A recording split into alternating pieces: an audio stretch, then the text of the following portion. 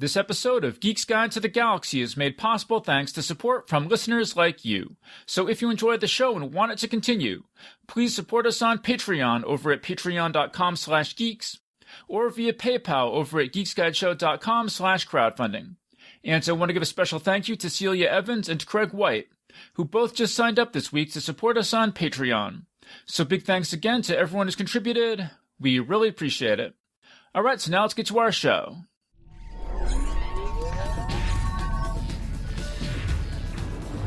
Wired.com presents The Geek's Guide to the Galaxy.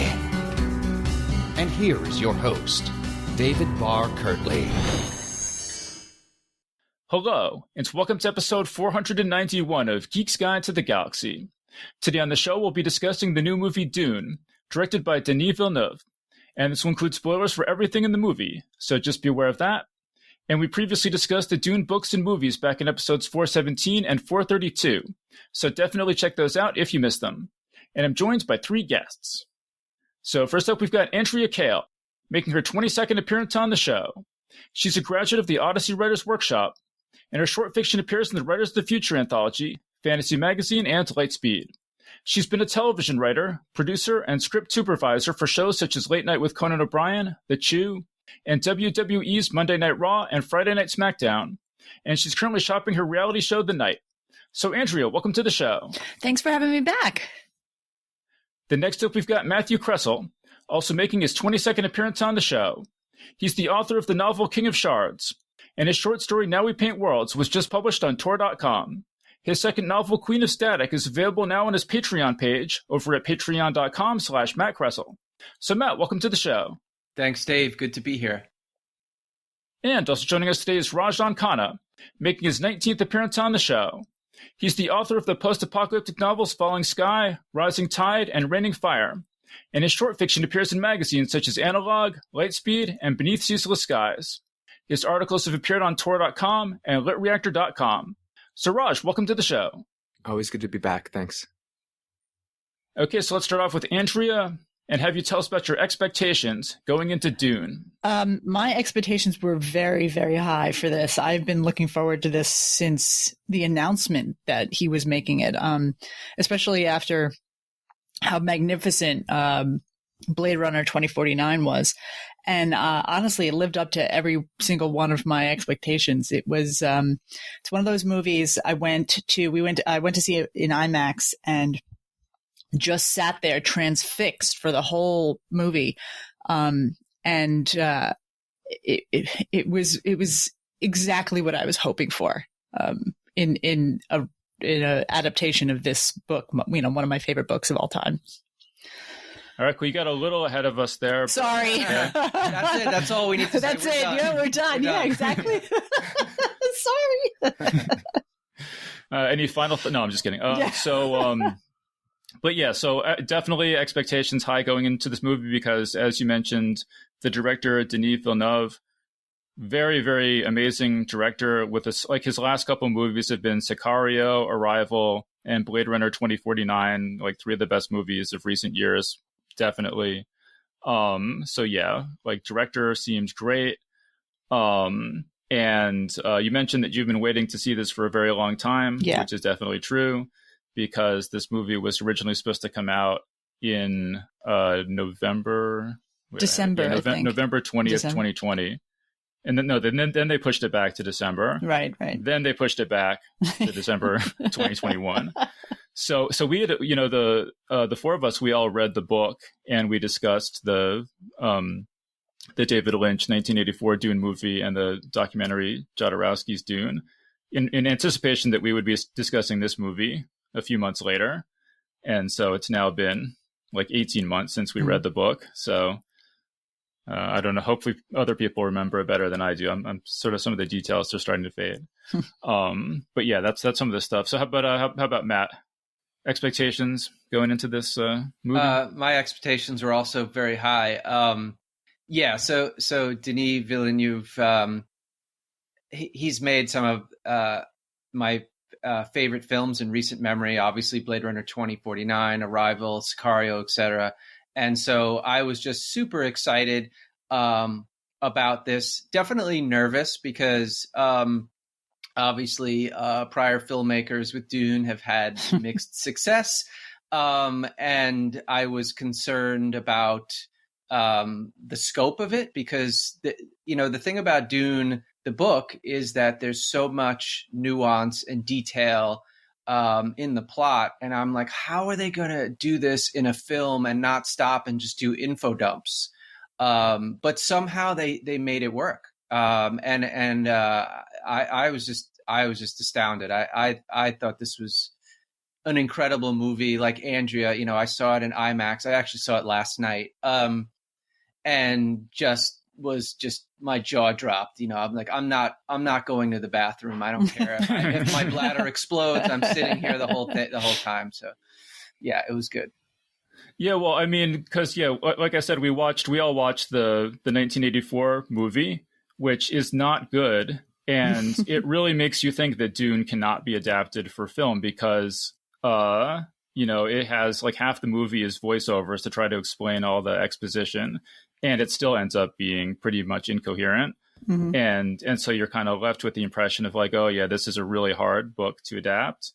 And one thing that's so striking to me about this movie is how it makes it seem easy. You watch this new movie, Dune, mm-hmm. and it doesn't seem, you're like, oh yeah, like this all makes sense. The pacing is good. Like it's really sort of a masterclass in mm-hmm. taking a sort of notoriously difficult to adapt book and making it seem easy, like I said. Yeah. But so Raj, what were your thoughts or what were your expectations for this movie? So I think I'm going to be the outlier in this discussion because, I had low expectations going into this, not because of him, but just because I tend to have low expectations when it comes to any kind of film adaptation of a book, especially a book that I love, because I find that it's easier that way. I expected that it would look phenomenal because, based on his previous work, he's, great at putting together images and making everything look impressive. And that was my main expectation. So I guess, everyone's mentioned his previous films. I like his films, but his films have never blown me away. Again, probably I'm in the minority on that.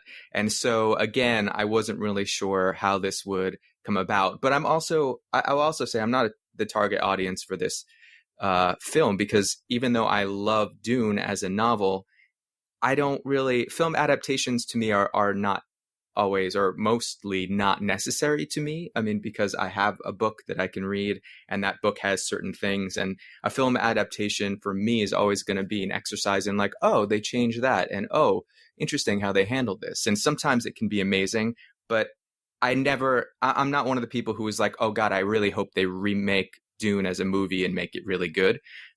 So that comes into play in terms of my expectations, and that like if this was a terrible movie, I would have been disappointed, but I wouldn't have felt like betrayed in any way or that it ruined my one chance at having a good Dune adaptation.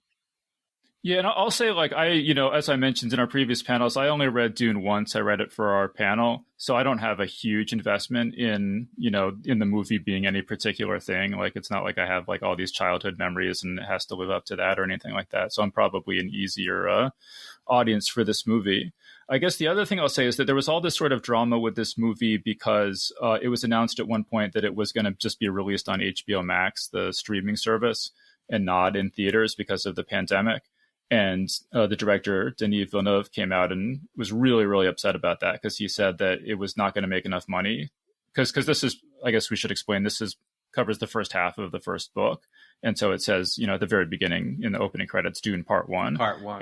And it is definitely not, it definitely doesn't wrap up the story. It's definitely the first half of a 2-part story. And so he was really upset because he was like, if it goes straight to HBO Max, there's not going to be a part 2, and it's just going to be this, perpetually unfinished story. So just the way and things, and as we're recording this, they've already said that it's been green lighted for part 2. It's done really well at the box office, or at least for given the pandemic and everything. So that's really really great. Well, for what it's worth, I saw it last night in an IMAX theater in Manhattan, and this is a week since it's been out, and it was pretty much full. Mm-hmm. And this is sort of mid, hopefully late pandemic, and you have a full theater. I think that's a good sign for the film. Yeah, I agree. I went in the middle of the day on a Thursday, and while it wasn't full, there were a lot of people. Especially, I got my favorite seats right in the middle, and we were surrounded by people. So it really, I'm so happy to see that. Well, I'm annoyed at having to sit next to people again. Right. I was glad to see it because I want this movie to succeed. Yeah, absolutely. But it's interesting you say that because, I have HBO Max, so I didn't have to go to the theater to see this. I could have watched it at home.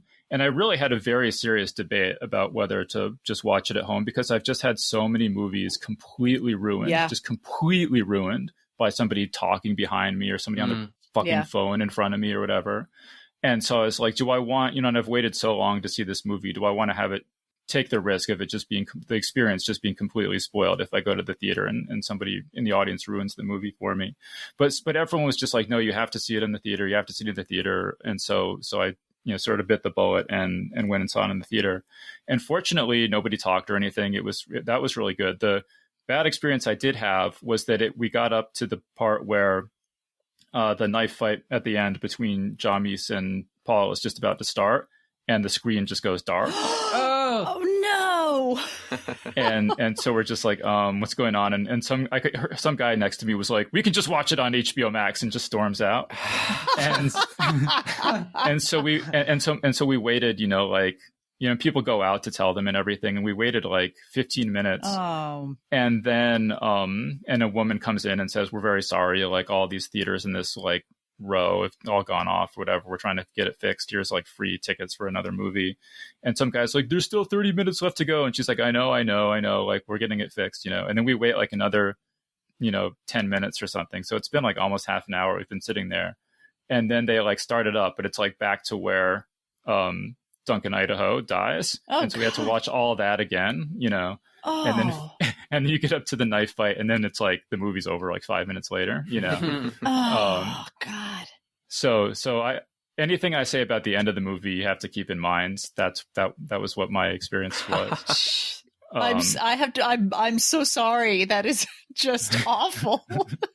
You had a Spice experience. You saw the future and then you went back to the present and experienced it. But it was I'm definitely still, even with all that, I'm still glad I saw it in the theater because like I think Andrea said, and I had the same experience with Blade Runner 2049 too, where I was just like sitting there in awe. I was just like, I cannot believe what's happening to my eyes right now. It's just like, so, but it's interesting what you say, Raj, that, that you're in the minority because like, at least with Blade Runner 2049, I don't know if you are in the minority. I mean, I thought it was amazing, but like so many people thought it was like too slow or too long or too artsy or something. Yeah. So, I mean, it's definitely not like every, like Denis Villeneuve does have his detractors, and also another thing was that this movie was only 83% on Rotten Tomatoes. And so I was like, okay, it's probably good, but not like mind blowing. So I can't believe it's only 83%. Like, am I going to go see this or Flight of the Navigator, which is 84%? Like, go ahead, Rush. No, I was just going to say, I mean, I interrogated my feelings about this movie a lot because I saw it opening weekend and then I watched it again last night because I thought, let me, on HBO Max, let me see if anything has changed for me. And I could probably talk about that because it matches sort of in some ways my feelings about his previous films. But I didn't want to jump ahead or anything like that. So, I mean, I can talk about it a little later. Because Dave will slap you on the wrist. Right. You're speaking out of turn. But I mean, I feel like anyone listening to this knows what Dune is. And hopefully they listen to our previous panel. So I'm not going to like summarize the whole world or anything. But yeah, I do just want to talk about this as an adaptation of the story. So I guess, Raj, you were saying that, it's hard for you to watch these adaptations without just being like, oh, they changed this, they didn't change that. So what did you think about that? Like, were there anything? Because I thought this was pretty faithful to the book. I mean, Yeah. But what did you think overall of what they changed? So or didn't? I thought it was a good movie. I think for me, and this is what I was, I guess, touching on before, is that it somehow to me felt sterile. Everything was beautiful. The set design was amazing. The costumes were amazing. The visuals were amazing. The actors were great. But like, there was some kind of sterility to it that there was a distance where it never quite, penetrated as much as I guess I had hoped it would. It did penetrate your shields. Yeah. Shields. It wasn't quite moving too fast. It wasn't quite the slow blade. And wow. So but that's what, that was kind of my reaction to his other movies. They're beautiful. The plot was fine. It was just like something, I didn't have an emotional reaction or connection to any of them. But in terms of the adaptation, I thought it was good. But my biggest disappointment in the adaptation, and I know that it's really difficult to pack so much of that world into even 2 movies, was that a lot of the weird stuff got skipped, and a lot of the stuff, about the Mentats and Dr. Yue and his whole conditioning and more in depth on the Bene Gesserit and Kwisatz Haderach and all these other things sort of had to, guild navigators, they sort of had to have, they were minimized. And I read that so much more was filmed and then cut. And for example, the banquet scene, which is one of my favorite scenes in the book. Yes. They had a banquet scene? Yeah. Oh. So all that stuff that I actually, some of my favorite parts, and just, I don't know that he needed to mention the Butlerian Jihad in this movie, but to me, knowing that background helps inform what's going on in the society. And so that stuff being kind of given, minimal exposure in this film, I think was a disappointment to me, because I think one of the great things about the novel is the weird stuff that he comes up with. But I mean, Raj, is there anything in the movie that you think they could have like obviously they can't get rid of like the Gom Jabbar, that seems crawler, great. Sandworm, like all it seems like everything like is it just like do you think that the movie should have just been longer, or do you think there's anything they could have cut and replaced with something else? I here's the thing. Like when I watched it the second time, I was like, wow, this, establishing shot is really long. They probably could have cut this, but that's a key element of the mood of this movie from him, or for example, the bullfighting aspect, right? Like that, I wouldn't have put that in. I wouldn't have shown, maybe shown the head, maybe mentioned that the grandfather died, but like, you see that little statue, which reminded me of the origami in Blade Runner. Yes, it did. Yeah. But you see that statue, you see the head, they talk about it quite a bit. So clearly that imagery was more important to him. And it is kind of ominous. And you do, you feel like the bull is coming for them. Mm-hmm. So I think he chose the things he wanted to focus on. Yeah. And I mean, there are things that were out of sequence from the novel that I noticed, and I wondered why that was. But then I think part of it was because this is sort of part 1, you have to kind of have Duncan Idaho's appearance doesn't come until much later in the book. But, why not bring that forward and have that all resolved in this first movie and give him an complete arc, rather than putting that off for the second movie? That makes sense to me. But yeah, there were a few things that I think were changed that didn't really alter anything in the story.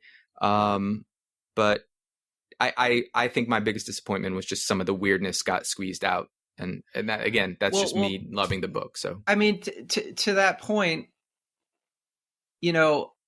I think one of the strengths of this film is that I think that weirdness is there. I just think it's just in the background. And I think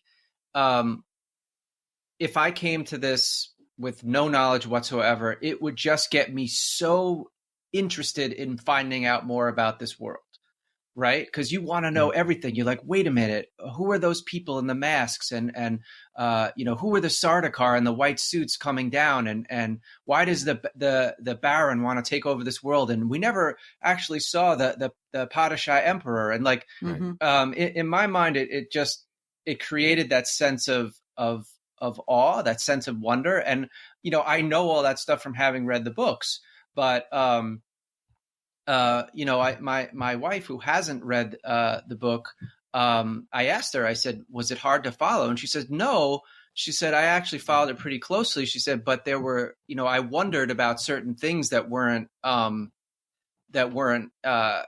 explained. And, so I mean, I think that they just didn't have time to do all that stuff. Yeah. And I think if they did, it would have been, a 10-hour movie, and it wouldn't have worked dramatically. Yeah. And we were, my wife and I were talking last night after the film, and we both said, this would have made an amazing TV show, like right? With a Game of Thrones, 100%. Game of Thrones budget. Having and building out these characters and building out the weirdness. Like, you could spend a whole episode just talking about the Bene Gesserit and how they're manipulating bloodlines, and then you could have a whole episode about the Guild Navigators and why they need the spice. And the thing about Dune is, like, just on a single page, like we were talking about the Banquet, on a single page, there's so much subtext. Yes, and to do that in a film and to keep the narrative moving and to keep the story moving is so hard, is so difficult. Mm-hmm. So the fact that they were able to pack all of this in 2.5 hours, I just thought it was amazing. And yes, they had to throw some things away. I want to see all those scenes. I want to see what they cut away. I want like the 4-hour director's cut or something. Yeah, I do too. And I hope that comes out because I noticed a lot of the things that were cut. I kind of expected it. You cannot pack that whole first section into a 2-hour movie, or 2.5, clearly. And, when you're adapting a book, you have to make choices. You have to make choices because it has to be a certain length, and you have to make choices because you need to tell a story in the space you have. You need to set up that structure, and you need to hit your points, your plot points. And because of that, you have to make choices. And he made choices that I assumed he was going to make, and I accepted it because I wanted to see the banquet scene too. I wanted to see the scene where Jessica goes into the room that has all the plants, and then she finds the message on the bottom of the plant from the other Bene Gesserit. But I knew it wasn't going to happen, and I accept that. But yes, 100%, this was the kind of book that should have been given the Game of Thrones treatment, so that you can get all that nuance. I loved the appearance of the Spacing Guild coming down for the change, because those outfit, the costumes were like clerical robes, and I thought that was fantastic. Yeah, and also like the ramp, it has like this sort of Oriental style rug on it, and just like the juxtaposition of that kind of rug on a spaceship, I thought was just such a striking image. Yeah, he does such an amazing job with visuals and evoking emotion and interest by what he's showing you. Yes, I wish all that stuff had been in there, but it tells the story he wants to tell, and it tells the story we need to know in order to advance into the second part. And, Well, one thing I wanted to just say, to Raj's point about it feeling a little, what did you say, Raj? Sterile. Is that I think one of the things I noticed about his films is that there usually isn't a lot of humor. Yeah. And I felt like it was, it was in the trailer where like Duncan's like, oh, did you put on some muscle? And then he's like, I did. Paul's like, I did. He's like, no. And that was funny. And that was like a nice little moment of comic relief. But jokes like that are really rare in the film. There's two. Right. I mean, there's that one. And then there's Guido says to Gurney Halleck, smile, and he says, I am smiling. I am smiling. Oh, no, and there's also the how do you shower or something like that in this place? Oh, you rub sand in your ass. Yeah. And also the part of the beginning where Jessica says, use the voice, and he's like, Mom, I just woke up. Yeah. Yeah. But I think like as the film goes on, the jokes, there aren't many. I mean, it's a very serious film, and I think that a lot of science fiction films, specifically like action films lately, have kind of been, a lot of them have been tongue in cheek, like the Guardians of the Galaxy, stuff like that, Yeah. or some of the Marvel films. Like there's always like that running kind of tongue in cheek kind of thing going through it. And this film is very serious. So I think, like, I could see to your point that it could be taken as sterile because there's not a lot of levity throughout. But I mean, yeah. One thing we talked about the book, though, is there's essentially 0 jokes in the 700-page novel. And so I also feel like some of that sterility might actually be from the landscape, because I think as a director, he's so good at juxtaposing.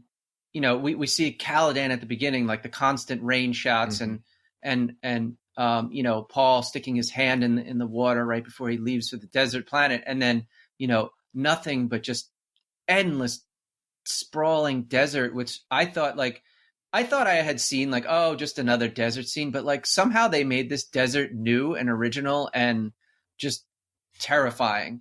And I was not expecting it to be that striking, and I think that might be part of the sterility thing. And it's also beautiful. Like the desert is terrifying and deadly, but also beautiful. As as the bull is terrifying but beautiful. The thing I also noticed was that there, even though we're on Caladan, which is a green planet, there's a corresponding lack of color in it. There's never any sunshine. The ocean isn't really that blue. He kind of makes it visually similar to Dune, but just with water, which I found really interesting, because I expected it to be the other way, a complete juxtaposition of blue water planet with completely tan, colorless beige desert. But the whole movie, it's a sort of brooding, sinister mood. Yeah. And one thing we talked about with the 84 movie was that Paul doesn't, that Paul is supposed to have this sort of like, what's the word? Sort of, reserve? There's this sense of doom about it, that he's this sort of doomed, haunted person that's really totally absent from the 84 movie. And I thought this did that really well, where like, you just, I don't know. To me, he seems a lot more. First of all, he seems a lot more relatable and a lot more of an active character. But then it also definitely gets into this sense of like, you don't know if this guy's going to have this guy's story is going to have a happy ending. Like that sort of sets that up right. Well, I think they correctly understood Paul's character, because I think that some people misinterpret Paul as the hero, and right, so he's like the anti-hero, like he has this great burden, and he realizes that if he takes this path, billions of people will die across the universe, and it's just, he's horrified by it, and I thought that really came through strongly in this. Yeah, and I think that's a lot of Timothée Chalamet's performance. I thought he was just magnificent as Paul. Paul's supposed to be a 16-year-old, and physically they made him look like a 16-year-old, like really, skinny, has not filled out. But they gave him that gravitas that the 84 movie did not have. He was, this wide-eyed kid or wide-eyed, he looked so much older because that actor was, although Timothée Chalamet is like, what, 24? I believe that he was a 16-year-old kid. Yeah. A 16-year-old kid with a serious kid who understands the gravity of what is about to happen, because he has this prescience, but also because he was raised to be the son of a duke who would eventually take over. But I want to touch too on Raj saying that for him the movie was sort of cold and sterile and cerebral, and that's something that people have said about Denis Villeneuve's other films, and something people say about Christopher Nolan's films and so on. But like, I don't know, I would like 15 minutes into the movie when Leto is talking to Paul about, how you'll always be my son and we're going into danger and stuff, I was like already crying. Like that was incredibly moving, that scene. So I definitely didn't experience the movie. I had such an emotional reaction to the movie, which I attribute a lot of, to the great performances and writing and everything, but also like the score or the sound. Oh, that was Oh, yeah. fantastic. Design God, was it like was fantastic. so unsettling, and it just I had just such a like physiological reaction to the sound design. I think what he does too, because I was very conscious of this, is the architecture and the Yes. music went so well together. The architecture I kind of sort of describe as Egyptian brutalist. Mhm. Yeah.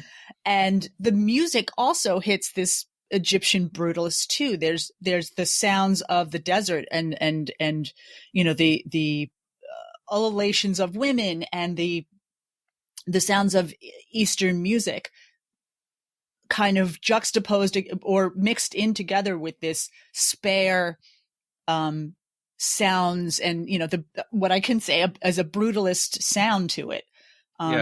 It was just the melding of those two things, the visuals and the sound was just unparalleled. I believe Hans Zimmer invented or had people invent new instruments for this, if I'm not mistaken. I read somewhere that he said to someone, "I want this to sound like the desert," or "I want this to sound like sand." And then, there was.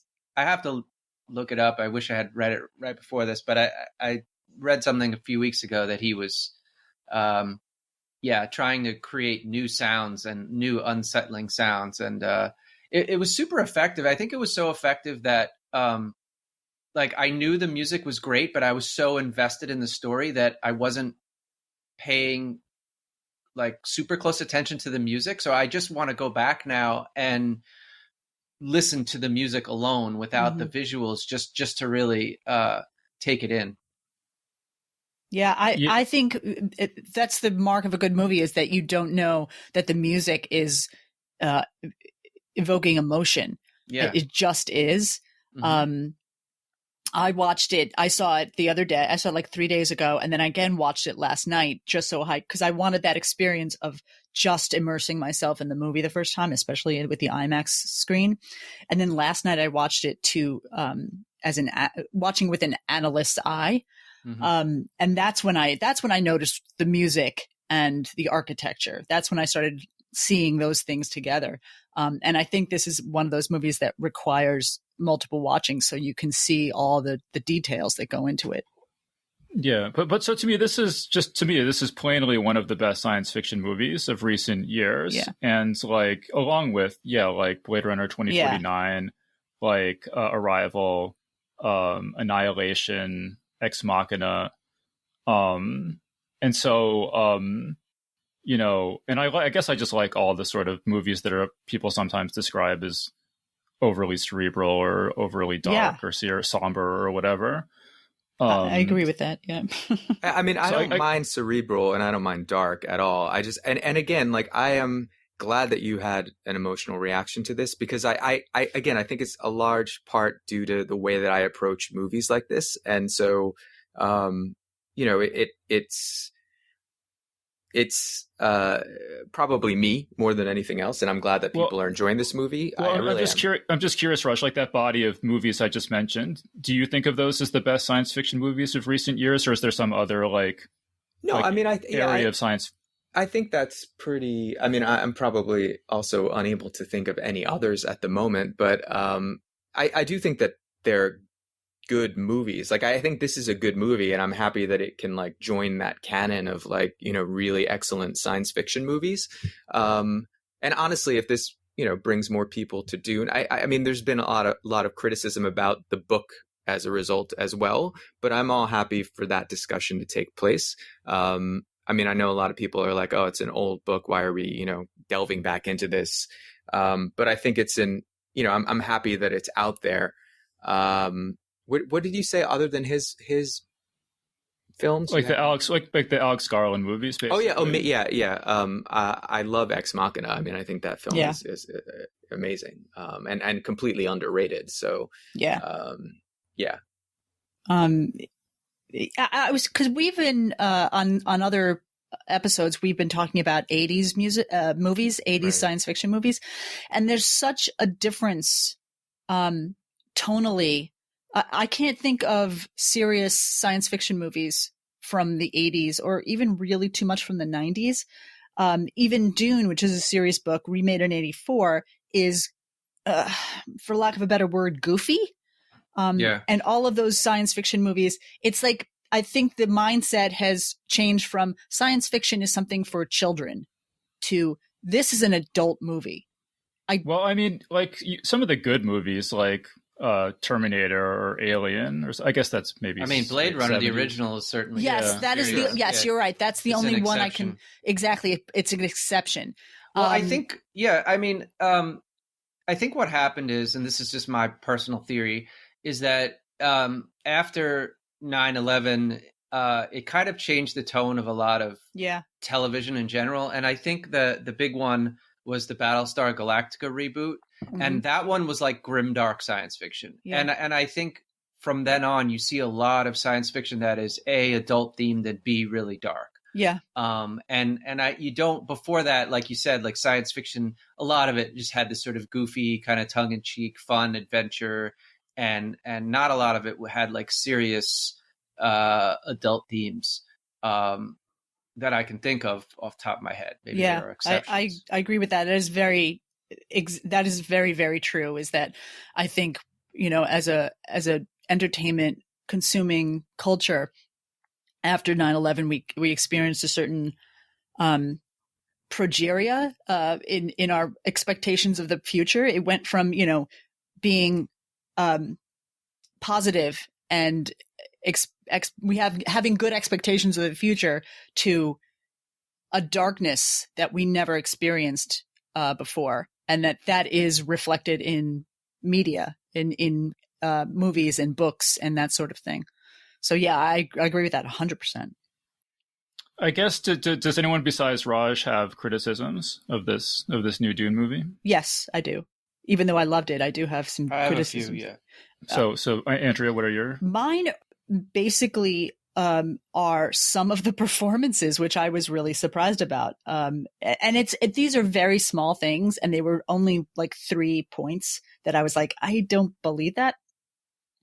I thought when he was fighting with Gurney, the training scene, all of a sudden Josh Brolin goes like over the top, explaining you've never met a Harkonnen or Harkonnen as they pronounce it. That also threw me off. Was the Harkonnen really? Well, it's funny. I went back and listened. That's how I kind of figured. That's how he actually pronounced it. Herbert. But yeah, it just kind of threw me off. It was funny because I went back and listened to our last Dune panel, and Raj actually made a joke about like, oh, maybe it's going to turn out to be pronounced Harkonnen. I had a little bit of spice that day. Yeah, exactly. But in that scene, he goes, "You've never met one. They're brutal," and I was like, "Whoa, this is a little over the top." And then in the exact next scene, we have Batista coming in. Raban coming in to see the Baron, and again he goes over the top with, why are we doing this? I'm like, compared that to his incredibly restrained, moving performance at the beginning in of Guardians of the Galaxy. No, no, in the beginning of Blade Runner, which I thought was just such an affecting scene, that back and forth with him and Ryan, Kay, that I was so surprised by the over the topness of that performance, that one scene. And then the other thing I have a problem with is that Jessica cries a lot. Yeah. I was very upset about that. Just on a level of, can we stop having women crying all the time? But also because she's a Bene Gesserit. The Bene Gesserit live their lives and learn. They grow up learning complete and utter self-control. Right. What's that thing about how, any significantly advanced culture, sufficiently advanced technology is indistinguishable from magic. Exactly. So that is what the Bene Gesserits do, and what the Mentats do is they have such control that it seems like they have magical powers, and it's not. It is self-control to the point where you can control what the sex of your child is. You can control other people. Yeah. And she completely, in those scenes where she's just crying, she is completely lacking self-control, which is something she was trained to do from childhood. And I found that unbelievable and somewhat annoying. Can I just make one point about Sure. that? I agree with you that I felt that she cried too much, but the scene where Paul is undergoing the Gom Jabbar test, that I thought was effective because this is her son that's about to die. And I thought like it would show like this woman who has complete and utter control of herself is about to lose it because her son is about to be killed by her teacher. I felt the same way. Yes, and also because of choices that she made. Yes. So at that point, I was like, oh, that could be effective, seeing that her rigid facade break down. But I agree with you that like she did. I think a lot of that was due to like lack of dialogue. Like she didn't have a lot to work with, so a lot of it was just like the expressions of her face. Which I thought were really effective, and like regarding Gurney, when Gurney's like, the Harkonnens are brutal. I've actually really liked that because I to me it came off as him showing that he was traumatized by them. That like he was in battle with them, he probably lost people, and again I think this comes down to the fact that like Gurney didn't have a whole lot of screen time. Doofer. Beast Raban. Yeah, they didn't have a lot of screen time, so it was like they needed to establish them really quickly. And I think so there were parts like I thought what's his name? Sorry, I'm blanking. Stellan Skarsgård as the Baron was just so understated and amazing. Yes. He just creeped me out. And I thought it's going to be like this. No, he just talked softly and you just fucking creeped out by him. Yeah.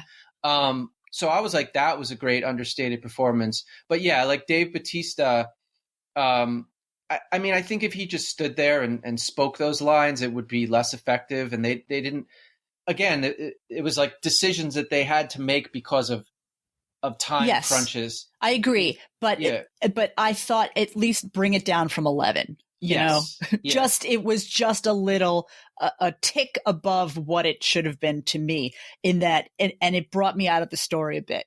Yeah, as I'm trying to immerse myself. I would guess that was a casualty also of cuts, where they had established him a little. I mean, apparently. I read a list somewhere that there was Balisette playing, which, is completely dropped. I know. Yes. I know. Exactly. I wrote that. Balisette. I made that note. I was like, we never get to see Gurney play and sing. I was very upset. So Matt, what you said, you had a couple of things you wanted to mention? Criticisms? As I was watching, I think I felt that there was a part in the film, I would say maybe 2/3 to 3/4 of the way through, where I just felt we were just playing like, chase the mouse, right? So it was just, it was basically like one chase scene, pause, fight scene, chase scene, pause, fight scene. And there was that point, I remember it was like right around the time where they go to that research station and Dr. Kynes shows them like the plants and explains that she wants to make like a green arrakis. And I was like, oh, this is cool. And then like immediately it was like, oh, another fight scene. The Sardakar's here. We got to run. We got to fly away. I mean, those action scenes were amazing. Like when they fly the Thopter into the sandstorm. Yeah. Like, oh my God, I was just like, my heart was stopping. Like that was an amazing. So like all those scenes were really great.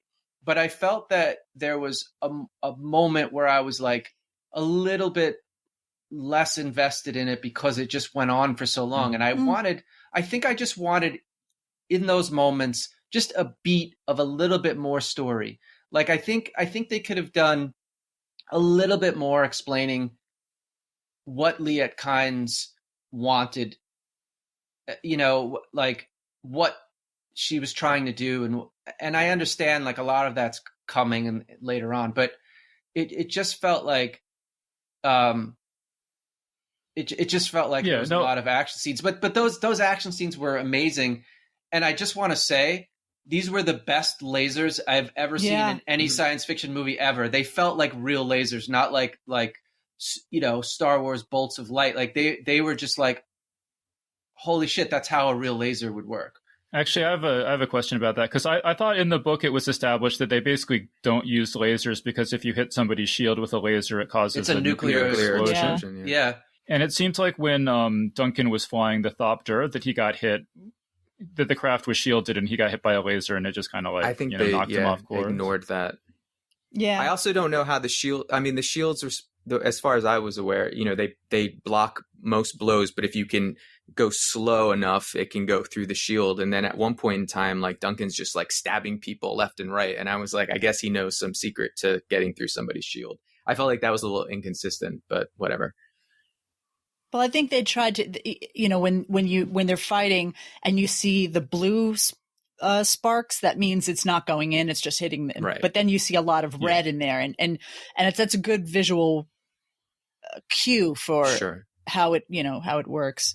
But I agree that they never really explained why they use swords as opposed to, laser guns. And I think they did throw it out. The whole hitting the shields, causing nuclear explosion. They did throw it out. It was one of the many babies with the bathwater. Yeah. But so, yeah, I mean, I thought everything, but I agree with Matt that like after you have the part where Paul has his vision of the future of the like holy war across the galaxy and everything. And I thought everything up to that was basically perfect. And then I agree, once they get to the research station and the stuff that comes after, like I still thought it was good, but it felt a little bit more like conventional, like I'm just watching a normal movie to me. And I mean, I think they're stuck because that is what happens in the book, and I find it a little bit less compelling in the book and in the previous movies and TV adaptations and everything as well. But I did like, and like I said, I had this sort of bad experience with the ending in the theater. So, but like the ending where like Paul kills Jamis and everything, like that was definitely my least favorite part of the movie, because it just felt sort of, it's like Stilgar wants to kill Jessica, which makes no sense, and then Jamis wants to kill Paul, which makes no sense, and it all just feels kind of contrived and like they're not being very smart, these characters who you would think were so adept at survival and being canny and everything. And I know it's what happens in the book, but it was definitely my least favorite part of the movie. What I found out about the Jamis fight is I could have sworn, and I haven't gone back to check, but at the he feels so bad about that he cries or sheds some tears. But that's at the funeral. Is it at the funeral? Okay. Yeah, it's at the funeral that he cries. Because I thought like they made a big deal. I mean, like one of the changes they made, which again I don't think was a bad one, was introducing Stilgar earlier. Right? They don't really meet Stilgar until much later, and they do the whole spitting thing, and I think that sets up this culture as how they care about water right away. And so I was like, oh man, wouldn't that have been perfect? But I guess if they're going to hold it back, that's fine. By the way, I thought they nailed that scene, because I was like, they have to have the scene where Stilgar spits. Yeah. And I thought I was like, oh my God, that's perfect. I thought they did a great job with that. Yeah. But so how does everyone feel about the end? Because I thought they're sort of stuck, because this is what happens in the book, and it doesn't have a big climax at the halfway through the book, so it felt a little bit to me like the movie kind of like trailed off a little bit at the end. See, I was like Lord of the Rings. Oh, go ahead. I was just I was transfixed by the end in an emotional way, as opposed to a big visual way.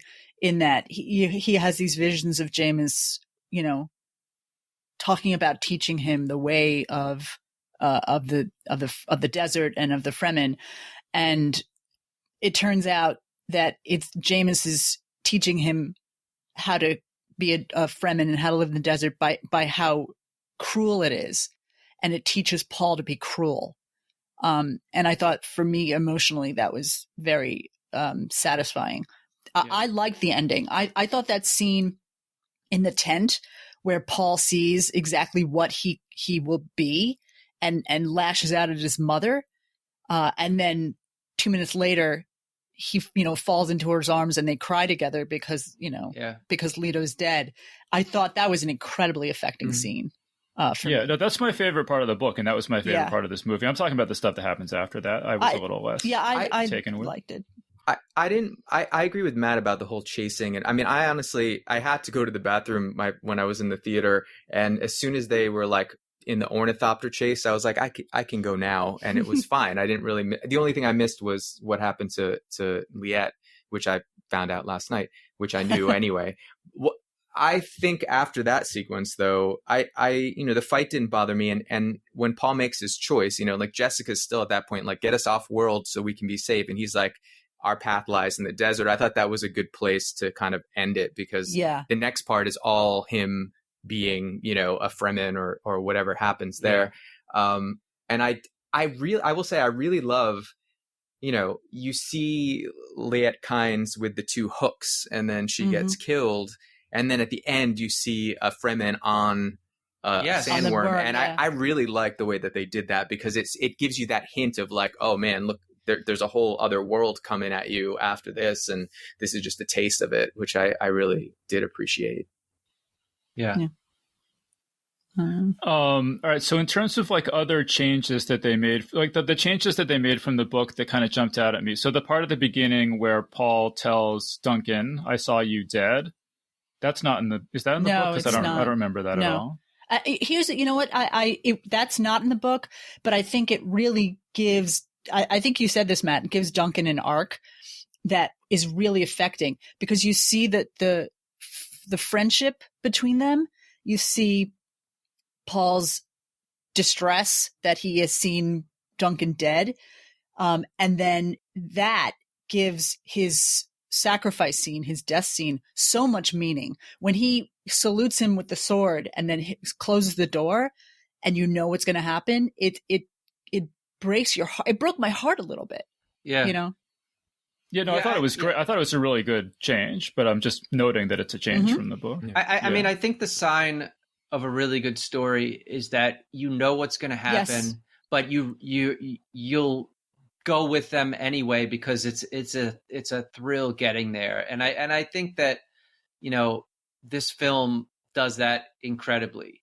Like I had very few nits. I mean, like my one nit is like, this is extremely minor, but like, when Paul and Jessica flee to the rocks because the worm is coming, and then the worm comes out of it, and it's like, it's staring at Paul's staring at it, and then it kind of like thumps at him, and then there's a thumper going on nearby, and Paul's like, that's a thumper, it's a thumper. And I was like, there was a moment where he's like staring down the worm's like, I don't know if it has eyes, but it's looking at him.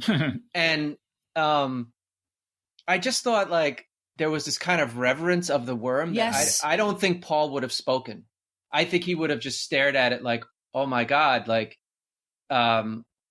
what am I seeing? And then the thumper goes off, and then the worm. But you have off. to explain to the audience that the thumper, like what, otherwise they're not. going to understand but they could have just done it after the worm goes away, and then he could have said, "Oh, it was a thumper that drew them away." Actually, I don't think you even need to say that. I think you can just say, just the one line: "It's a thumper. There are people. We're not alone." And I think he does sign it to her, right? He signs, "We're not alone." When they're in that other section, when they're in that scene. Yes. Yeah. I mean, I kind of agree with you that it was out of place. There was a couple of lines that I thought were out of place that they felt they needed to hit. That was one of them. But I also thought that scene where the worm comes out, and, there's a problem of it being a little goofy or weird, or, that vagina dentatus kind of thing. But they really make it so massive and awe-inspiring that you can understand why the Fremen worship it as a god. That scene really brought that home for me. And they don't even really get to like the real reason they worship it, because it's like the source of the spice, obviously, and then also like the water of life, which enables them to, have these transcendent experiences. I'm really excited for the next movie, because I just think there's so many cool things that happen in part 2. Yeah. And then I just want to watch them all together. Yeah. Could I also just ask you? So in the scene where the Harkonnen henchmen are disposing of Paul and Jessica, I don't remember Paul. The way I remember it was that like Jessica uses the voice on the soldiers, but I don't remember Paul using. No, the she's voice on the she's gagged, so because they Yes. know she can use the voice, and so it plays out slightly differently. But Paul has to be the one to tell them to remove the gag. But there is a deaf person, if I believe, Yes. on the Thopter. Yeah. Dave, can I just mention? So it's basically the same, is it? Yeah. It is pretty similar, Okay. except she doesn't. Okay. There's more in this movie of her telling him he needs to work on it a bit more, if I recall correctly. Yeah. Because I think, which is smart, you don't want him to come off from the beginning as like he can do everything. Like he has to kind of learn. Yeah. But I wanted to say, Dave, one of the changes that I thought was really was worthwhile was what they left out was the whole plot about Thufir suspecting Jessica as the traitor. Yeah. Because we didn't need that in this movie, and I'm glad that they cut that because it just would have, I think, distracted from what they were trying to do. And there's some stuff about how they handle women in the book that they avoided that I think was a positive in the movie. So yeah, I guess I guess sort of one notable change that they made is that the word jihad doesn't appear in this movie. And also, I thought they used a lot more Arabic than was in the book. Did the name Lisan al-Gaib appear in the book? Yeah. It is in the book. Yeah. All right.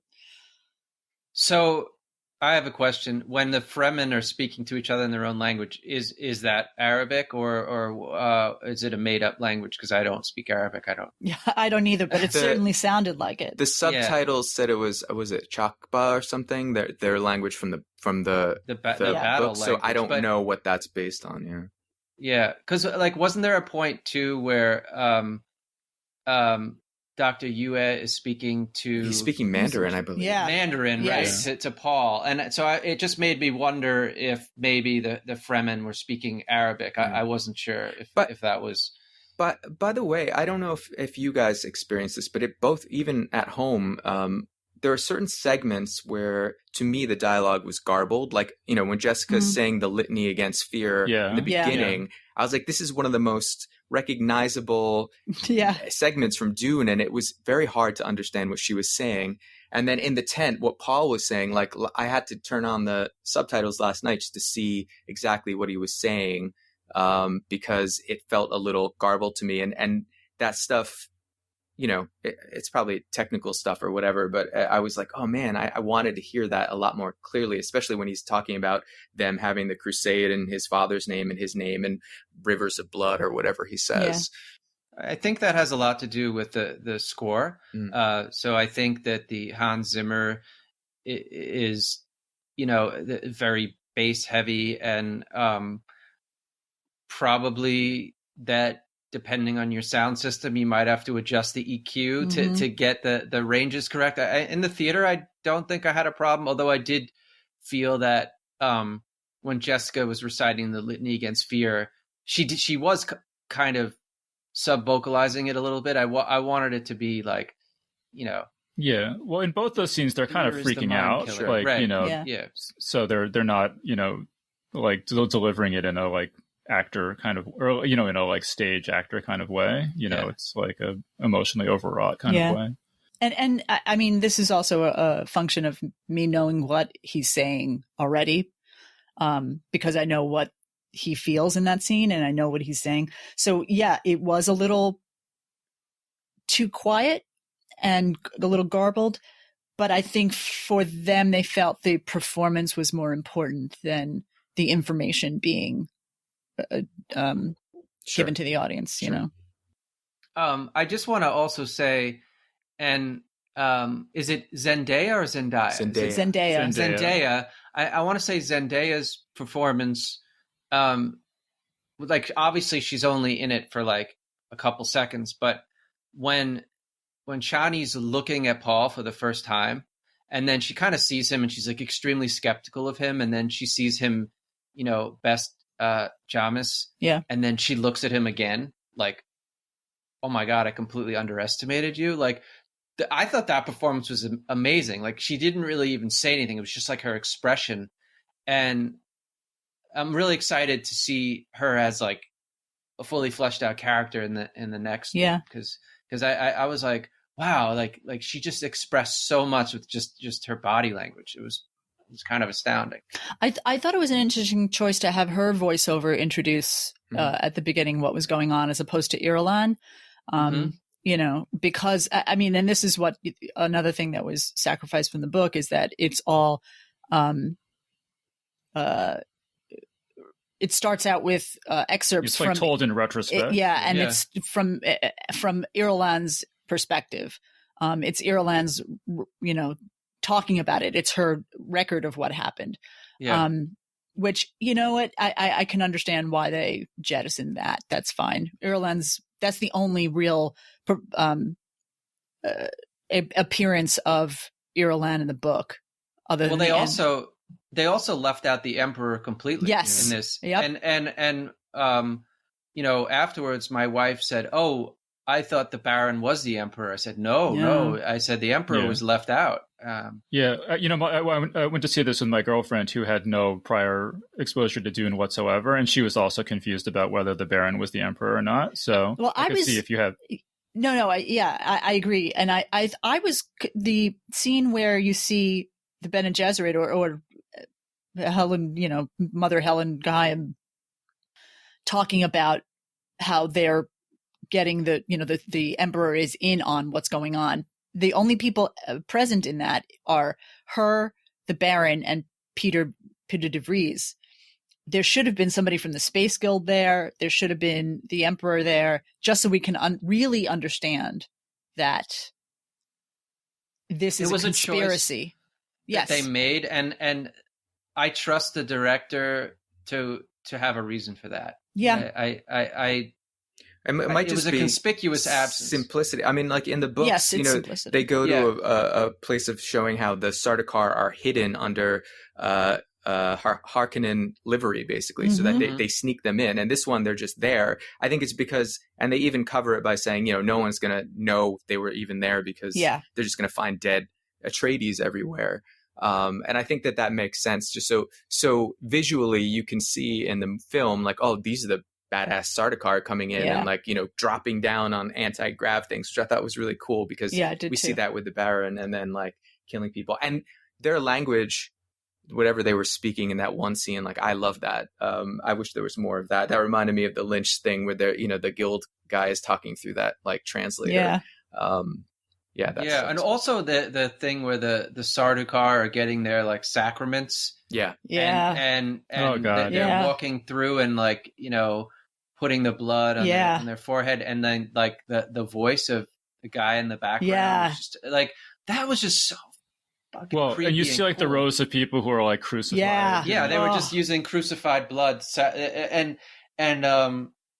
just, like, really haunting, and you know, I thought the film was, like, amazing at how quickly it was able to establish that, you know, these are just brutal people. You know, you didn't need Josh Brolin to although those are the Sardaukar, different group, but you know, just like the scenes. I thought the change of the changing of hands when the Emperor's emissary comes and Leto has to mark the seal with his ring, and then they're all in, you know, regalia, you know, and just that it was just so beautiful. The film and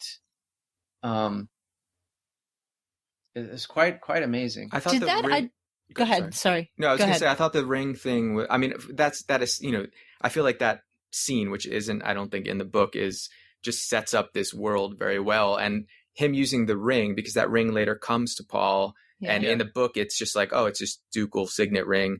But it's now linked symbolically, you know, with this big moment, which I thought was a really smart choice. Yeah. Okay, so I just have a couple other things. So because I definitely had the sense watching the movie that Paul was better developed and more active than he was in the book. But it might just be that I don't remember all the stuff that's in the book. But, like, the part where he, during the crawler evacuation, where he gets sort of, like, spice swept over him and he has these visions and almost dies. Is that in the book? No. Because I don't remember that. No. That was my biggest problem with, I think the only scene that I actually felt was not well orchestrated. I know why I feel like I can see why Denis Villeneuve chose all of these moments, and they make sense from a storytelling perspective. Yeah. Because he needs to, so Paul doesn't get exposed to spice until later in the books, and he doesn't know that his mother is pregnant until later in the books. Yeah. But to have Paul have this experience in this movie, because, a lot of that stuff happens in the second movie, and to give the audience the idea of him awakening, they wanted to expose him to the spice a lot earlier.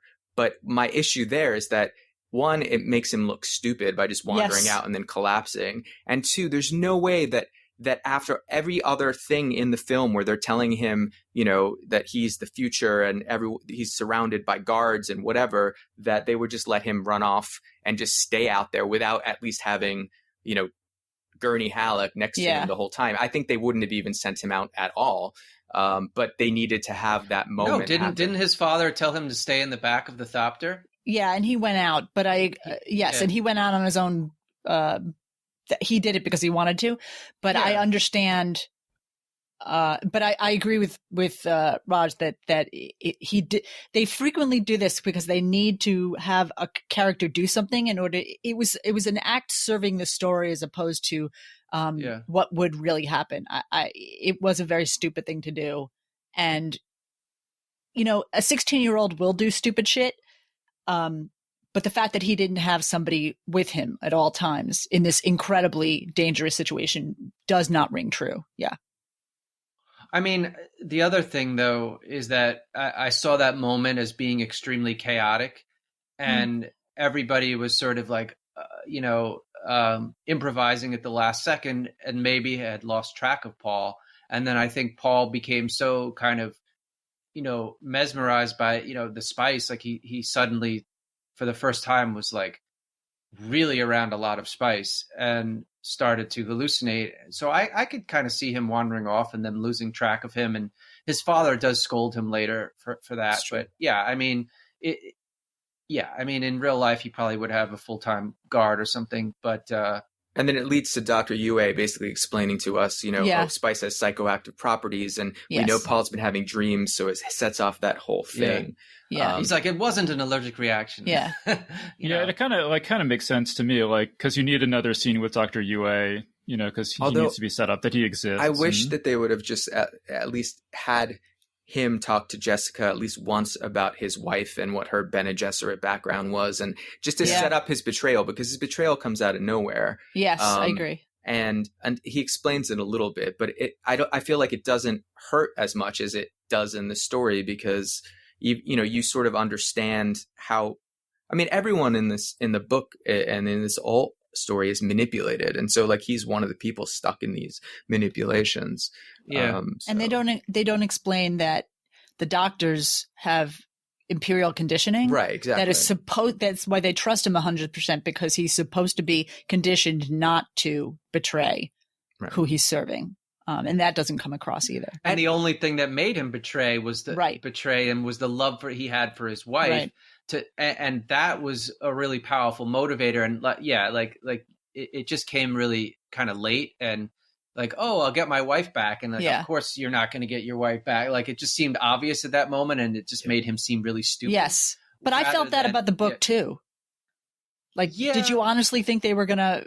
I think he knows. I think he basically sets up his revenge with the tooth thing. Although the tooth was handled so much better in this one. Yes. I think as well. But I think that's part of my issue, is that even Dr. Yue gets more time than Duncan. I'm not Duncan. Duncan gets a lot of time than Gurney and Thufir. And even Peter doesn't really get, or Piter, however you want to say his name, doesn't really get a lot of time. No. Again, I'm glad they cut out the fact, his whole I get to have Jessica. I didn't need to have that in this movie, but just because I love those characters, I wish they had more time. And I also, maybe this is, some people are going to say that this is, looking too much at things, I suppose, but it was the one Asian guy in the movie gets to be the traitor. Yeah, I agree. Off to me. I agree with that. But it did seem to me pretty clear from the movie, though, that he didn't expect to live, because he like obviously once the Duke dies, they're gonna figure out that he was the one who put the poison tooth and everything. So I think his motive seemed to me just to get his wife to stop being tortured. And then that was really all he was hoping to accomplish. Can I ask a question? So he shuts off the shield, we know. He says he turns off the comms. But then it just seems like the whole place is deserted at night and like everyone's caught off guard. But I'm like, they had to have more guards and things. Everyone runs out without armor on. I'm like, that doesn't make any sense, because we've seen them strutting about in their armor. Like, even if it takes you 2 extra seconds, maybe put on your armor. Maybe I guess if you have shields, you don't need it. But it just seemed like not just the royal family. Obviously, I expect they took, sleeping pills and the Duke gets caught.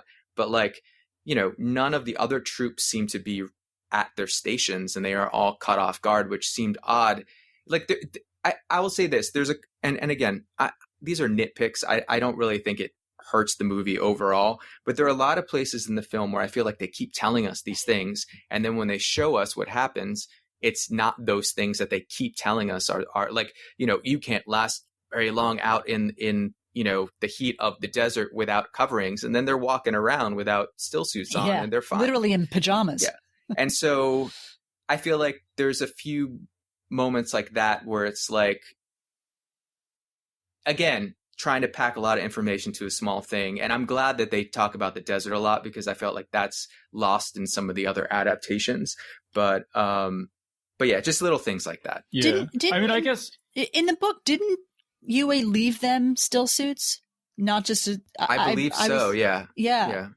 But I don't know why that was changed, because I don't think it would have changed anything storytelling. Because I don't think they go to Kynes's ecological station till later, so they swapped around that whole thing. I mean, Duncan doesn't smuggle them out, doesn't pick them up either. So, but again, I feel like that stuff didn't really hurt anything by switching it around. I did like the tent, them drinking the water from the tent and him saying like sweat and tears. I like that stuff quite a bit. I think also with the attack, that you can just sort of infer that there are other soldiers who are all armored up and everything, and we don't see them because we just see the ones who are part of like Gurney Halleck's like dorm, basically, that he runs out with in the middle of the night. I mean, I would have cut Duncan's like flight out of there, because I think you could just show him leaving. I didn't need to see like this big, like, shootout thing like Matt had said before. But again, Duncan is one of the few secondary characters who does have an arc in this. So at least they set him up. Yeah. And what I just want to take a minute to talk about how the attack scene, how visually beautiful it is. Oh, yeah. It's just stunning to watch that. It's such an incredible sequence in that film of not just emotional, watching people, die and knowing that all of them are dying. But just the explosions, and not a big explosion, ship blows up fan. But it was just visually gorgeous. It almost felt like they had looked, at footage from real battles. 'Cause like just the way some of the missiles were coming down and with like the tracer fire and then like the explosions of the ships and stuff that were on the ground, they didn't look necessarily like you see in a lot of science fiction movies where it's like this great giant explosion. It was just like little parts of them were exploding. Yeah, they just collapsed. They sort of collapsed. I'm like, that seems more real to me than these like giant explosions. And it just felt very real and just when Gurney looks in the sky and he's like, get everything you have in the air, and they look up to the guild spaceship and all the crafts coming down. I was like, my God, that was so amazing. Yeah, and like given how much like space opera stuff, and there was never any like distracting CGI in this. No. Like so many movies like this, it's just like this big like blurry mess of CGI for minutes at a time, and like everything in this just looked real. Like there was Sorry, go ahead, Andrea. No, go ahead. You make your point. Sorry. No, I was just going to say that there were a lot of ship shots in this thing. Like, I mean, like they're landing and taking off. But I think it like there was a point at which I was like, do we need all of these? But they're really stunning the way they handle it. And I mean, I was thinking back to Arrival, and that must be like he's just really good at nailing those visuals. Yeah. Go ahead, Andrea. Yeah. Well, I agree with that. That visually, the visual compositions of all his shots are just so stunning. You can't help but, feel awe at these ships. It's just amazing. Back to the battle scenes and the construction of those scenes and the sequences, the last, I don't know, maybe 20 something years, I think probably since, Saving Private Ryan, the look of battle scenes in movies has changed so much. It went from, watching things, ships blow each other up in very long scenes to that quick cut, to give you people the feeling of the chaos of battle. This goes back to, it harkens back to the old way of shooting a battle scene, which is long shots of things, fire blossoming. It makes it less cut, chaos, and lets you savor the horror of battle and death. I think it's just, he made a visual choice not to do that, that Dark Knight cut, the battle scene, the beginning battle scene in Saving Private Ryan. He moves away from that. And I thought that was really visually beautiful and a really interesting choice. Can I ask Matt a question? Sorry. You go, Matt. No, ask me a question. No, I was just going to say that it was just, I was going to geek out about the Thopters. I thought they were amazing. Yes. The dragonfly, like the way they fly. And I think that's, probably closest to the way they were described in the book. And just the way they fly, and like, I love dragonflies. They're like the coolest insect. And just, I was like, yes, that's amazing. But what were you going to ask me? I agree with everything you said about the ornithopters. I felt like they were my favorite. So was it me, or did the complex on Arrakis like evoke the arcology in Blade Runner, right? Like, wasn't it like very similar? Like so there was a moment where we're flying over Arrakeen, the city on Arrakis, and there's music playing, and there's this flyover. And a couple of weeks ago, I'd recently rewatched Blade Runner 2049, and there's a scene where Kay, it's at the beginning, where he's flying back into LA, and the snowstorm's coming in, and the music playing, and the angle of the camera looking down over the city was incredibly similar. And I was like, oh yes, because I forgot who told me. It might have been you, Andrea. You said that it didn't sound like anything else Hans Zimmer had ever done before. Yeah. And I agree with you 100%, except that scene. I was like, oh yes, this reminds me of Blade Runner. Like, I got a very visceral sense of the scene. If you go back and rewatch, it's in like the first 20 minutes of Blade Runner, when Kay is flying back to the LAPD, and he's looking down at the city, and you have that kind of like haunting, airy music playing. It was very, very similar to the scene where we're flying over Arrakeen for the first time. Is that what you meant, Raj? Yeah, exactly. I mean, just there was just an aesthetic to it that felt, very similar. So, well, that was the scene I was thinking of when I said it was like Egyptian brutalist, because when you see those buildings, they look like step pyramids. Yeah. Well, they had to survive the harsh climate of Arrakis. Yeah. And there was a study I read years ago. An Egyptologist can correct me if I'm wrong, but the pyramid is actually the one shape, or the pyramid of the ziggurat is the one shape most resistant to erosion. And that's why the Egyptians decided to use that for their pharaohs, etc. So to live forever. Yes. So and they were right. Yeah. So you could see a lot of that, Egyptian style architecture in the film, in terms of like the ziggurat like shape of all the buildings. Right. Could I also just ask you guys, so when Paul's in the tent where he's having his vision of the future, he yells at his mom and he says, "Get off me! You did this to me. You Bene Gesserit made me a freak." Mm-hmm. Which I thought was really good, but I don't remember that line from the book. Does he say that or anything like that in the? I don't think he says freak, but he's angry. I thought he calls himself a freak in the books. I mean, I have. Really? It's been a while since we all read it, but I feel like his whole awakening. He starts to, I think the movie does a really good job of showing that even when she's like, when he learns he might be the chosen one, he's like, yeah, but he feels all set. His whole life has been set up, and he's on this course that really is not of his choosing, which I think is handled really well. And then also, the vision, and it carries that through. And I also felt like they really brought out his how he feels about his mother doing this to him, the betrayal, which I thought was really affecting and really true to the character more than a simple teenager, just like, like, Mom, you did this to me or whatever. I thought was like that moment, I think, is one of the most real moments in the whole film. And also when they're outside after Mother Helen Geim leaves in the ship, and they look at each other through the mist, and they have the conversation about, when he realizes what she has done, is also really painful. Yeah, that was so. I love that scene when they're outside in the mist and like the rain.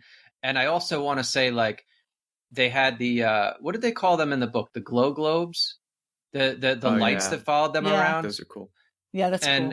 Those were so cool. And it was just like, they were just there. Like that's a technology that's just there. They didn't explain it. They didn't have to explain it. And just the lighting in that scene where they're in the mist and the ship leaves and she's getting blown about by the rain and the wind. And then she turns around and Paul's there. It just, wow. Like, I got the chills. I guess one of my favorite parts of the book was that after that scene in the tent, I don't remember if it's in dialogue or if you're in her head or whatever, but I remember very distinctly that she's afraid of him now. She always sort of imagined that she would be able to control him, and now she's like, shit, I can't control him, and I'm afraid of him now. Yeah. And I felt like they maybe could have hit that a little harder in the movie, because I don't know if I felt that come through so much. I didn't feel the fear, but I did feel that you see her still trying to control him, and him, like it's a coming of age story too. So him becoming a man, not only assuming his father's role as Duke, but also what he has to be, and breaking away from his mother's control. Because she says we have to get off world, and he cuts her off and says, no, our path is through the desert. Yeah. And she just has to accept it. But then, and I want to bring this up, if I don't want to forget this, there's a scene or a shot right near the end where he and Chani are looking at each other, and then he looks at his mother, and she knows he's been having these dreams. She has figured out that this is the girl that he's been dreaming about. Mm-hmm. And she kind of they smile at each other a little, and then Paul walks off, and then you see this very subtle change in Jessica's face from, happy or at least being happy with him. And then her face changes to stony thinking. And there's, the implication of she doesn't want him with her, Yeah. I didn't catch that. I need to rewatch it.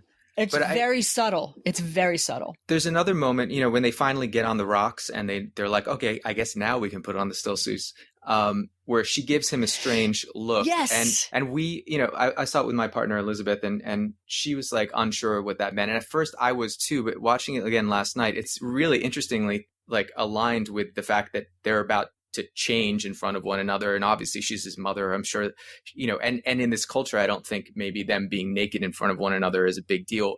But I feel like in that moment, she's like, oh man, he is a man now. Like our relationship has changed. It's not just the mother and the boy. It's like he's becoming something else. And I think that strangeness is what occurs right there. And they literally turn their back. Yeah, exactly.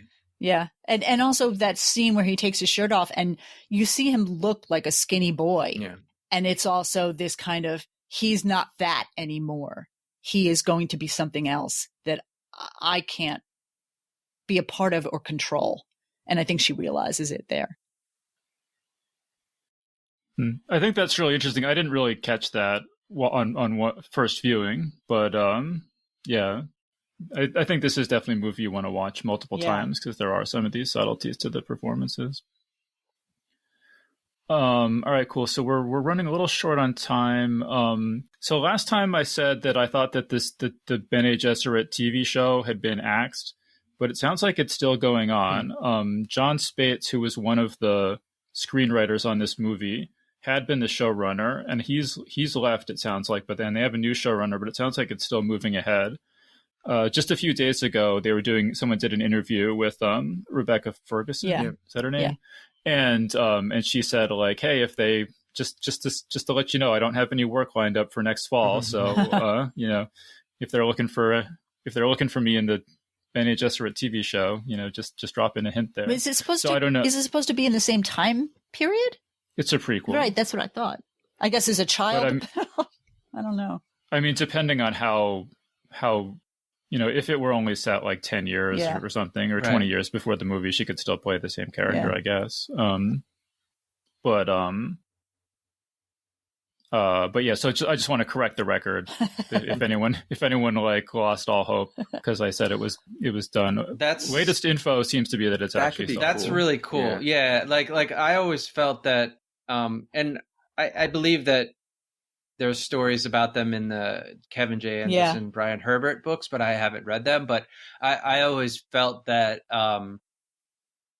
that there's so much story there with the Bene Gesserit and the manipulation behind the scenes and their powers and how they develop them, and that I just think that there's, I mean, you could pretty much take any little corner of the Dune universe and make a series out absolutely. of it. There's so much there, but I think the Bene Gesserit is a great choice. Yeah, I'm really interested in seeing that. Also because it's showing us the power of women in this society, which doesn't really come across much in the books and in the movie. Oh, and one thing I thought was really fascinating about this was, they mentioned, so in the book, Jessica's been told to just bear daughters, and she breaks against that and bears the son, Paul, who becomes the Kwisatz Haderach. But in the books, it's very clear that the Kwisatz Haderach is supposed to be a man, the first man to get the powers that all these women have. And in this one, the Reverend Mother Gaius Mohayim, I guess, she says, it's a pity it was a boy. And that one line led me to believe that they kind of dropped that whole has to be a man thing. And it just ended up by accident that it was this boy when it could have been a woman having this power. And I think that that's so much better than what was set up in the book. So I really enjoyed that. Well, I think also it was trying to bring more women, or the stories of women, into it. Yeah. Just making Liet Kynes a woman, I thought was a great choice. Yeah. I'm really happy they did that. So that's, those are two changes. Yeah, I can see, because that's the sort of thing, these books that were written in the 60s. This was written in the 60s, but there's books, like, let's say from the 80s back up to the 80s, where women had very small roles in all of them. And I think, they did it in Lord of the Rings too, where they made Arwen more of an active character. Because the only real active characters in Lord of the Rings that are women are Éowyn and Galadriel. Thank you. And they made Arwen more of a completely active character. And I thought that was those are really good choices to change the. I don't want to use, it's not the word misogyny, but just the absence of women up till a certain point in science fiction and also fantasy.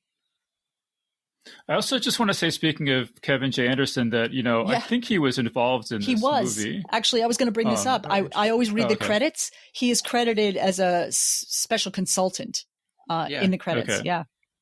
So I think it's just cool that, I watched interviews with Denis Villeneuve where he said, he read Dune when he was 14. And it was his lifelong dream to adapt it into a movie. And that any time he wasn't sure what direction to go. And it was always just like, go back to the book, go back to the books. Yeah. What does it say in the book? We're doing that. And it's just so nice to have science fiction movies made by people who actually respect the source material and know it.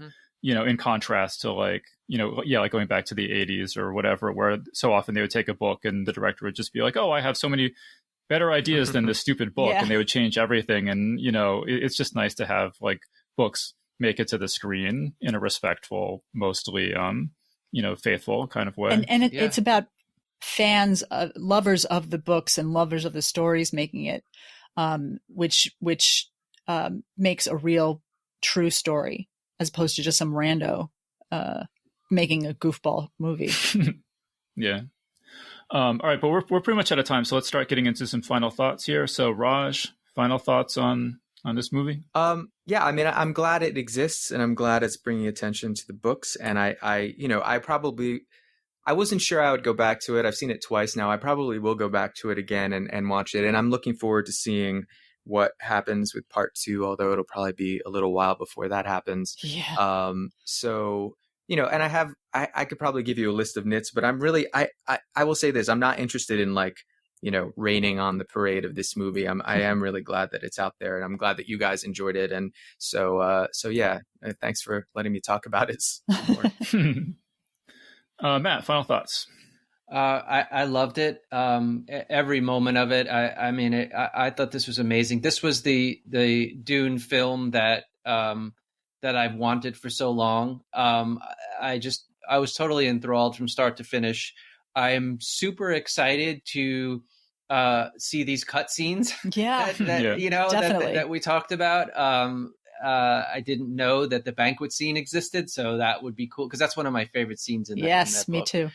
And the sequel, I'm excited. It's a long time to wait, but we've waited long enough for this one, so I can wait another year or so. Yeah, hopefully the next one won't be delayed like a year. Well, it's going to take them quite a while to make it. They haven't even made it. They usually, shoot these movies simultaneously. So it's kind of, I was shocked. I didn't know it was going to be such a long wait. I didn't know they hadn't shot it yet. So well, and it's they're planning to release it in 2023, which is a pretty compressed time frame to make the second movie. So, hopefully that doesn't cause any problems. But I'll just say, that, I never really appreciated until the pandemic. I always just assumed that there would be, every 2 months or 3 months, there'll be some big blockbuster science fiction movie that people are excited about coming out that we can talk about. And there really haven't been for the last 2 years because of the pandemic. And I never really appreciated how much of a loss that would feel to me, and how difficult, honestly, it would make it doing a weekly science fiction podcast when there aren't these big movies coming out, regularly that people are all excited about and want to talk about and hear about. And so I just want to say that it's I appreciate all the more how precarious Hollywood actually is. It seems so powerful and everything, but it could all go away if people don't watch these movies and, go to theaters and so on. So I just want to say how much the newfound appreciation I have for directors like Denis Villeneuve and movies like this, and that I just hope everyone, does what they can to support them if you want things like this to keep existing. Yeah, I agree with that. Andrea, final thought? I'm pretty sure I said most of this might be just a recap of everything I've said, but yeah, I thought it's a beautiful, as I felt about Blade Runner 2049, this movie is a work of art, visually and storytelling wise. And I feel like I'm finally being treated as an adult who enjoys science fiction as opposed to, watching childish adventures stories. This is gravitas. It has, and it respects the soul of the book, which is dark and painful. And, I think as a culture and we are sort of evolving that way, what with, as Matt brought up 9/11 and also now the pandemic of not everything is a bright, fun adventure. And I respect his artistry. Denis Villeneuve, he is an artist, and he has made an art film of science fiction. And I never thought I'd say this, but this has made me love art films. I've always hated them. So this is exactly what I was hoping for in respect to what the book meant to me, when I was 12, 13, 14. Yeah. It's such a beautiful looking film and so much to think about and talk about in terms of politics and choices that people make and, and all that stuff. So yeah, go see it. If you haven't seen it, go see it. Cause we definitely want more movies like this to exist so that we can talk about them in upcoming episodes of Geek's Guide to the Galaxy. But so we're going to wrap things up there. So we've been speaking with Andrea Kail, Matthew Kressel, and Rajan Khanna. So thanks everyone so much for joining us. Thanks, Dave. Thanks, Dave. Thanks, Dave. And that was our panel. So big thanks again to Andrea Kail, Matthew Kressel, and Rajan Khanna for joining us on the show. And remember that Geek's Guide to the Galaxy is made possible thanks to support from listeners like you. So if you enjoyed the show and want it to continue, please support us on Patreon over at patreon.com/geeks or via PayPal over at geeksguideshow.com/crowdfunding. Alright, so that was our show. So thanks everyone for listening, and we'll see you next time.